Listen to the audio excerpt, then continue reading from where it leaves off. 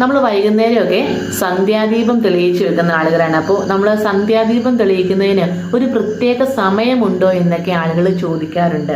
തീർച്ചയായിട്ടും നമ്മൾ സന്ധ്യാദീപം തെളിയിക്കുന്നതിന് ഒരു പ്രത്യേക സമയമുണ്ട്, അതിന് കാരണവുമുണ്ട്. അതങ്ങനെ തെളിയിക്കേണ്ട ആവശ്യകത എന്തൊക്കെയാണ് എന്നാണ് നമ്മൾ ഇന്നത്തെ വീഡിയോയിലൂടെ പറയാനായിട്ട് പോകുന്നത്. അപ്പോൾ ഈ ഒരു സന്ധ്യാദീപം എന്ന് പറയുന്നത് നമ്മൾ സന്ധ്യ മയങ്ങുന്ന ആ ഒരു സമയത്താണ് സാധാരണ തെളിച്ചു വെക്കുന്നത് അല്ലേ. ശരിക്കും നമ്മൾ സന്ധ്യ മയങ്ങുന്ന ആ ഒരു സമയം അങ്ങനെ കണക്ക് കൂട്ടിയല്ല തെളിയിച്ചു വെക്കേണ്ടത്.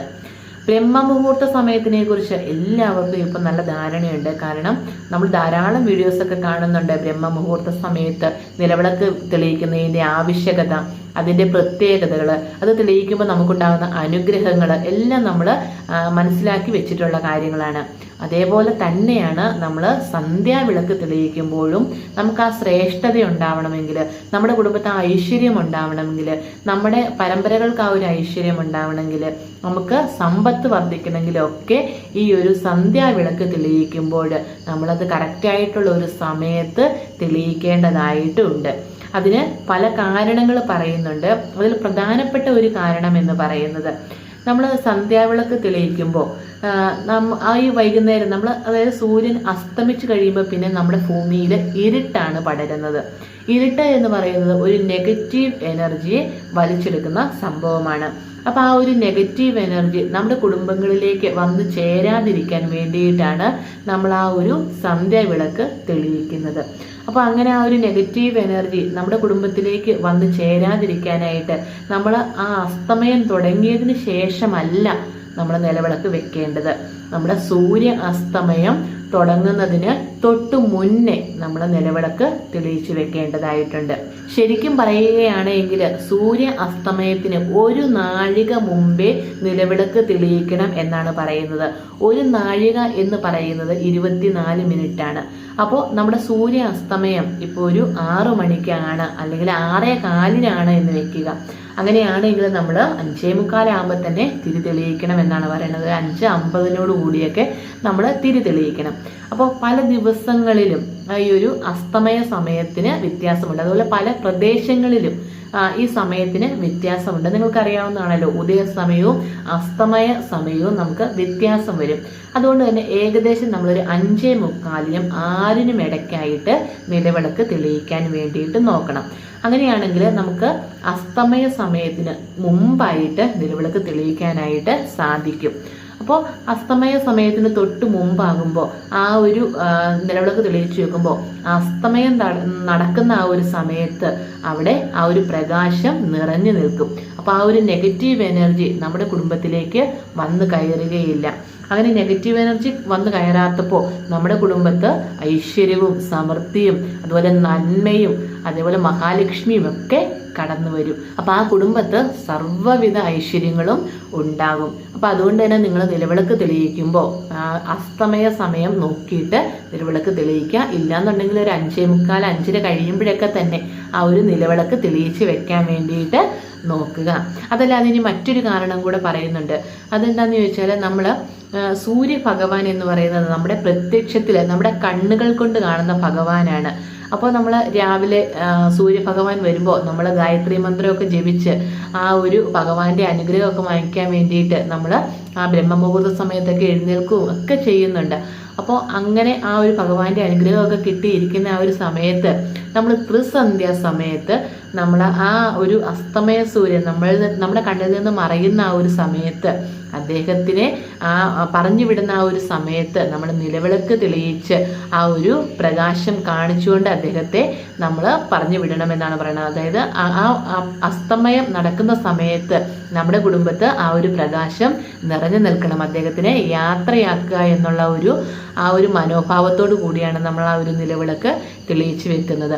അപ്പോൾ അദ്ദേഹം പോകുന്നതിന് മുമ്പ് നമ്മൾ ആ ഒരു നിലവിളക്ക് തെളിയിക്കുന്നത് അതിന് വേണ്ടിയിട്ടും കൂടെയാണ് എന്നും നമ്മൾ വിശ്വസിക്കപ്പെടുന്നുണ്ട്. ഒരു കൂട്ടം ആളുകൾ അങ്ങനെ വിശ്വസിക്കപ്പെടുന്നുണ്ട്. അപ്പോൾ അസ്തമയമായി അതിന് മുമ്പായിട്ട് തന്നെ നിലവിളക്ക് തെളിയിച്ചു വെക്കണം. സൂര്യഭഗവാന് മറയാൻ സമയമായി, അദ്ദേഹത്തിന് നമ്മൾ പോകാനായിട്ട് ആ ഒരു പ്രകാശം കാണിച്ച് കൊടുക്കുകയാണ് ചെയ്യുന്നത്. അപ്പോൾ അങ്ങനെ പറയുന്ന ആളുകളുമുണ്ട്. അപ്പോൾ ഇതൊക്കെയാണ് പൊതുവെയുള്ള സങ്കല്പമെങ്കിലും ഇതിൻ്റെയൊക്കെ പിന്നിൽ പരമ്പരാഗതമായിട്ടുള്ള മറ്റൊരു വിശ്വാസം കൂടെ ഉണ്ട്. അതായത് നമ്മൾ വൈകുന്നേരം നിലവിളക്കൊക്കെ തെളിയിച്ച് വെക്കുന്ന ആ ഒരു സമയത്ത് അന്തരീക്ഷമാകമാനം ഒരു വിഷാംശം കൊണ്ട് നിറയും എന്ന് പറയപ്പെടുന്നു. അപ്പോൾ ആ സന്ധ്യയ്ക്ക് കൊളുത്തുന്ന ആ ഒരു നിലവിളക്കിൽ നിന്നും ആ പ്രസരിക്കുന്ന ആ ഒരു കിരണങ്ങൾ ഈ വിഷാംശത്തെ നശിപ്പിക്കാൻ കഴിവുള്ളവയാണ്. അങ്ങനെ ആ ഒരു വിഷാംശത്തെ നശിപ്പിക്കുന്നത് മുഖാന്തരം നമ്മുടെ കുടുംബവും നമ്മുടെ ചുറ്റുമുള്ള അന്തരീക്ഷവും വിഷമലിനീകരണത്തിൽ നിന്ന് മുക്തമാകാനായിട്ട് സഹായിക്കും. അപ്പം അതിനു വേണ്ടിയിട്ടാണ് ത്രിസന്ധ്യാ സമയങ്ങളിൽ നിലവിളക്ക് തെളിയിച്ച് വെക്കണം, അത് സന്ധ്യയ്ക്ക് മുമ്പ് തന്നെ തെളിയിച്ച് വെക്കണം എന്നൊക്കെ പറയുന്നത്. കാരണം ആ ഒരു അസ്തമയത്തിന് തൊട്ട് മുമ്പ് അല്ലെങ്കിൽ അസ്തമയ സമയത്ത് തന്നെയാണ് ആ ഒരു അന്തരീക്ഷത്തിൽ ആ ഒരു വിഷാംശം കലരുന്നത് എന്ന് വിശ്വസിക്കുന്നു. അപ്പോൾ ആ സമയത്ത് അതിന് മുമ്പായിട്ട് തന്നെ നമ്മൾ നിലവിളക്ക് തെളിയിച്ചിരിക്കണം. വിഷാംശം ഒരു ശകലം പോലും നമ്മുടെ അന്തരീക്ഷത്തിൽ കലരാൻ പാടില്ല, നമ്മുടെ കുടുംബത്തിലേക്ക് കയറാൻ പാടില്ല. അതുകൊണ്ടാണ് ആ ഒരു സമയത്ത് നിലവിളക്ക് തെളിയിക്കണം എന്ന് പറയുന്നത്. ഇങ്ങനെ 2-3 കാരണങ്ങൾ ഈ ഒരു സന്ധ്യാസമയത്ത് നിലവിളക്ക് തെളിയിക്കുന്നതിനെ കുറിച്ച് പറയുന്നുണ്ട്. പക്ഷേ ഇത് ശ്രദ്ധിക്കേണ്ട ഒരു കാര്യം, ഇതിലെല്ലാം പറയുന്നത് നമ്മൾ അസ്തമയ സമയത്തിന് മുമ്പായിട്ട് വിളക്ക് തെളിയിക്കണം എന്നുള്ളതാണ്. അപ്പം നിങ്ങൾ അസ്തമയം കഴിഞ്ഞ് ഇരുട്ടിയതിന് ശേഷമൊക്കെ നിലവിളക്ക് വെക്കാൻ നിൽക്കാതെ നേരത്തെ തന്നെ നിലവിളക്ക് വെക്കാൻ വേണ്ടിയിട്ട് നോക്കുക. നിലവിളക്ക് തെളിയിച്ച് നേരത്തെ തന്നെ നാമം ജപിക്കാൻ വേണ്ടിയിട്ട് നോക്കുക. നല്ല നല്ല കീർത്തനങ്ങൾ ജപിക്കുക. ഞാൻ മുമ്പൊരു വീഡിയോയിൽ പറഞ്ഞിട്ടുണ്ട്, നമ്മൾ അച്യുതാഷ്ടകമൊക്കെ ജപിക്കുന്നത് വളരെ ശ്രേഷ്ഠമാണ് എന്ന് പറഞ്ഞിട്ടുണ്ട്. അപ്പോൾ അതൊക്കെ ജപിക്കാൻ വേണ്ടിയിട്ട് നോക്കുക. അങ്ങനെയൊക്കെയാണ് എങ്കിൽ തീർച്ചയായിട്ടും നിങ്ങളുടെ കുടുംബത്തെ സർവ്വവിധ ഐശ്വര്യങ്ങളും തീർച്ചയായിട്ടും ഉണ്ടാവും. അതുപോലെ തന്നെ വൈകുന്നേരം ഏത് സമയത്താണ് വിളക്ക് അണയ്ക്കേണ്ടത് എന്ന് ചോദിക്കാറുണ്ട്. അപ്പോൾ അത് നമുക്ക് ഇപ്പോൾ ഒരു 6 മണിക്കാണ് നിങ്ങൾ നിലവിളക്ക് തെളിയിക്കണമെന്ന് വിചാരിക്കുക. ഒരു 6:30 അണച്ചോളൂ, കുഴപ്പമൊന്നുമില്ല. അരമണിക്കൂറൊക്കെ നമ്മൾ നാമം ജപിച്ചാൽ മതി എന്നാണെങ്കിൽ തീർച്ചയായിട്ടും നമുക്ക് ആ സമയത്ത് വിളക്ക് അണച്ചു വെക്കാം. അല്ലെങ്കിൽ നമുക്ക് 7 മണി വരെ ആയി എന്നോർത്തോണ്ട് കുഴപ്പമൊന്നുമില്ല. 8 മണി വരെ ആയി എന്നോർത്തോണ്ട് കുഴപ്പമൊന്നുമില്ല. നമ്മുടെ ക്ഷേത്രങ്ങളിലൊക്കെ എപ്പോഴാണ് നട അടയ്ക്കണേ? 8, 8:30, 9 ഒക്കെ ആകുന്ന സമയങ്ങളുണ്ട്. പല ക്ഷേത്രങ്ങളിലും 9 മണിയൊക്കെ ആകുമ്പോഴാണ് നട അടയ്ക്കണേ. അതുവരെ നിലവിളക്ക് അവിടെ തെളിഞ്ഞു നിൽക്കുന്നുണ്ട്, ഒരു ദോഷവും ഇല്ല. അപ്പം നമ്മുടെ വീട്ടിലും അതൊക്കെ നമുക്ക് ആവാം, അതുകൊണ്ട് ഒരു ദോഷവുമില്ല.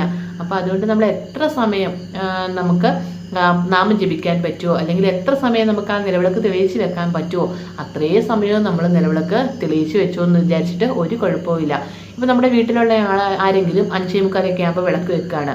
നമ്മുടെ വീട്ടിലൊരു ആൾ വന്ന് നാമം ജപിക്കാൻ 7 മണിയാകുമ്പോഴേ അവർ വരുള്ളൂ. അവർക്ക് വന്നു കഴിഞ്ഞാൽ നാമം ജപിക്കാനുണ്ട്. അങ്ങനെയാണെങ്കിൽ ആ വിളക്ക് അണയ്ക്കണ്ട. അവർ 7 മണിയൊക്കെ ആകുമ്പോൾ വന്ന് കുളിയൊക്കെ കഴിഞ്ഞിട്ട് പതിയെ നാമം ജപിക്കാൻ ഇരുന്നോട്ടെ. അപ്പോൾ അവർക്കും കൂടി ആ ഒരു നാമജപത്തിൽ പങ്കെടുക്കാനായിട്ട് സാധിക്കും.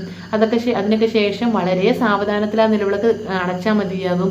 പക്ഷേ നിങ്ങൾ നിലവിളക്കൊക്കെ തെളിച്ച് വെച്ചിട്ട് അകത്ത് സീരിയൽ കാണാനൊന്നും പോകാൻ വേണ്ടിയിട്ട് നോക്കരുത്. നമ്മൾ നിലവിളക്കൊക്കെ തെളിയിച്ച് വെച്ച് അതവിടെ ഇരുന്ന് വേണമെങ്കിൽ കത്തിക്കോളും, ഞാൻ പോയി ഇത് സീരിയലൊക്കെ കാണട്ടെ എന്ന് വിചാരിച്ചിട്ട് നിങ്ങൾ അകത്ത് പോയിരുന്ന് അതൊക്കെ നല്ല കാര്യങ്ങളല്ല. നമ്മളത് വിളക്ക് തെളിയിച്ച് വെച്ചിട്ടുണ്ടെങ്കിൽ അവിടെ ഒരു ഭക്തിസാന്ദ്രമായിട്ടുള്ള അന്തരീക്ഷം തീർച്ചയായിട്ടും നമ്മൾ ഉണ്ടാക്കിയെടുക്കണം. അങ്ങനെ ഉണ്ടാക്കിയെടുക്കുമ്പോൾ അവിടെ നമ്മുടെ പ്രസൻസ് ഉണ്ടാവണം, അല്ലെങ്കിൽ നമ്മുടെ കുഞ്ഞുങ്ങളുടെ പ്രസൻസ് ഉണ്ടാവണം. അല്ലെങ്കിൽ നമ്മളവിടെ നമ്മുടെ ഒന്നും ഇല്ല, അവിടെ വിളക്ക് അവിടെ കത്തി വെച്ചിട്ട് ഇരിപ്പുണ്ട്, അങ്ങനെ ആയി കഴിയുമ്പോൾ അതിന് ആ ഒരു ഭംഗിക്കുറവ് ഉണ്ടാവും. അപ്പം അങ്ങനെ ചെയ്യാതിരിക്കാൻ വേണ്ടിയിട്ട് നോക്കുക.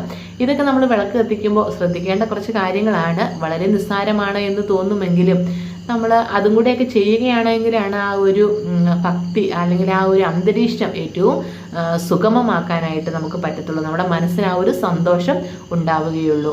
അപ്പോൾ ഇനിയും നിങ്ങൾക്ക് എന്തെങ്കിലും സംശയം ഉണ്ടെങ്കിൽ തീർച്ചയായിട്ടും കമൻറ്റ് ബോക്സിൽ ചോദിക്കുക കേട്ടോ. നമുക്ക് കമൻറ്റ് ബോക്സിൽ സംസാരിക്കാം. അപ്പോൾ എല്ലാവർക്കും നല്ലത് വരട്ടെ എന്ന് പ്രാർത്ഥിച്ചുകൊണ്ട് നല്ലൊരു വീഡിയോയുമായിട്ട് നമുക്ക് വീണ്ടും കാണാം. നന്ദി, നമസ്കാരം.